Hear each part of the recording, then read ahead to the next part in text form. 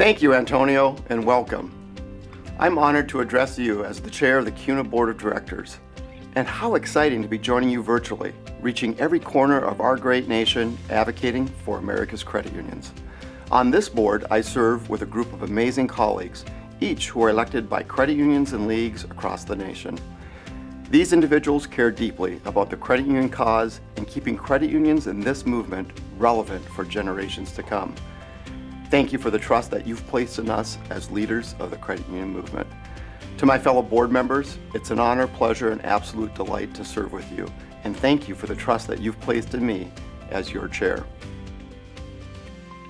A year ago, on the main stage at CUNA GAC, I shared a story of a young gentleman named Alan, who I first met at my first credit union. You might remember that story. Alan was victim to payday lending, which was a way of life for him and the only way he knew how to provide for his family. Over time, Alan took advantage of the credit union's budget counseling, and years later, he now enjoys his family's dream home at the end of a beautiful tree-lined driveway.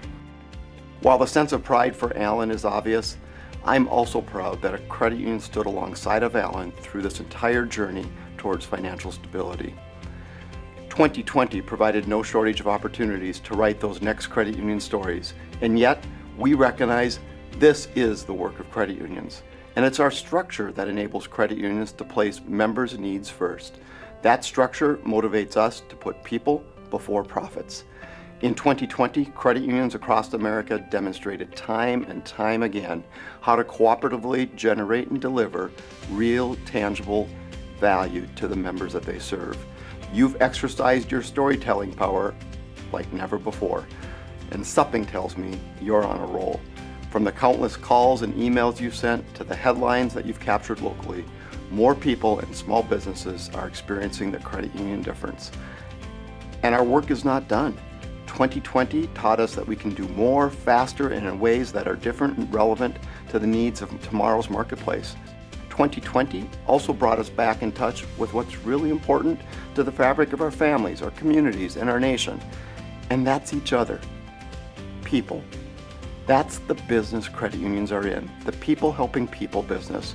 We're the bright light for so many and can shine bright for so many more. And that's our task at hand. Whether it's through these virtual connections to leaders in our nation's capital or your state capital, your voice represents the members you serve and brings their story, an important message, to policymakers. This nation needs more of what credit unions do, and policymakers can help us. They can help us by removing the artificial barriers and limitations that prevent us from serving the needs of all people in our communities. While the teams at CUNA and the leagues exist to polish and align our advocacy voice, it's the work that credit unions do for their members that drives the point home.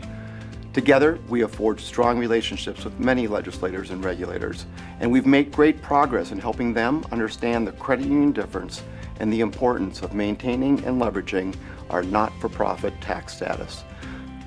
With newly elected officials in Congress and our state capitals, we must continue to share real member stories so lawmakers understand our not-for-profit structure is exactly what enables us to deliver tangible value to our members on Main Street and also has a direct and positive impact on their constituents. Throughout the year, it's imperative to help policy officials understand how credit unions were there for their members when the global pandemic arrived at our doorstep. As essential services, let's remind them how credit unions quickly and safely kept service flowing to members with technology, remote services, and safe, socially distant operations. Let's reinforce how quickly credit unions waived millions in fees, modified loans, helped local, state, and federal governments put money into the hands of people when it was needed most. And let's be sure they know credit unions funded nearly $9 billion in the first round of PPP loans alone. During the peak of the pandemic, this became a lifeline for tens of thousands of small businesses and millions of employees. Looking forward, throughout 2021, credit unions will play a critical role in helping families and businesses get back on their feet. The world will emerge from COVID-19 and credit unions will be more relevant than ever. Every credit union has a unique and diverse story to tell, yet what aligns us is one central mission, and that's enriching the members' financial lives. Member stories validate this time and time again. As I mentioned earlier, in 2020, your teams discovered opportunities to embrace a new pace of internal operations and execution at every juncture. Projects were fast-tracked, strategic plans were reimagined, all produced new levels of relevancy for members and small businesses. Thank you, and I hope you agree. We can't let up. We must keep our foot firmly planted on the gas as we accelerate through the next curves. There's no doubt 2021 will be a key year for the industry as changes in the financial services marketplace is going to accelerate. Digital adoption in the regulated financial services space, especially for credit unions, is an essential strategy in order to remain relevant to the marketplace and to grow market share. In today's world, we must neutralize competitive threats from emerging fintech and other services provided by non-traditional financial institutions. And for credit unions, we must strike the right balance between human connectivity and accelerating into this digital technology space. The transformation curve is really going to be about reimagining how we bring people together through leveraging technology, data, and processes to ultimately create value for consumers. And doing that successfully is not forgetting that at the center of all of it is human connectivity. Folks, that is what 2020 taught us. Serving as CUNA Chair has been a privilege, and I've been so moved by the ways credit unions double down on member service during one of the most difficult times in modern history. I'm also proud to be a lifetime credit union advocate for the not-for-profit financial services model that is built to serve the needs of all people.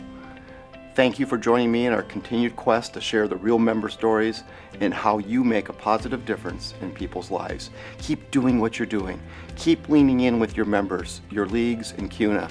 And as my term as chair of CUNA comes to an end, I'd like to close with personal gratitude.